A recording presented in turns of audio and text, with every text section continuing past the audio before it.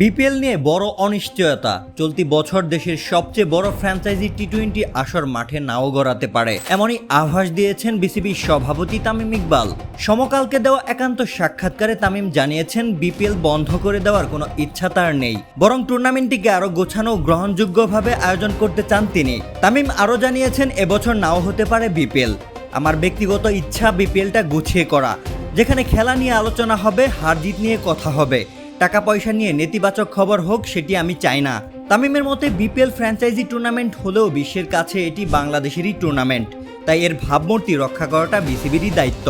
তবে 2028 টি-20 বিশ্বকাপের আগে এবছর বিপিএল না হলে প্রস্তুতিতে প্রভাব পড়বে কিনা, এমন প্রশ্নে তামিমের জবাব, 2027 সালে আরও ভালোভাবে বিপিএল আয়োজন করা সম্ভব।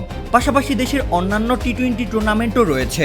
এদিকে ঢাকা ক্লাব ক্রিকেট নিয়েও ইতিবাচক তামিম। তার সময়ে ঢাকা প্রিমিয়ার লিগ ও তৃতীয় বিভাগের আয়োজন হয়েছে, নতুন মৌসুমও শুরু হতে যাচ্ছে।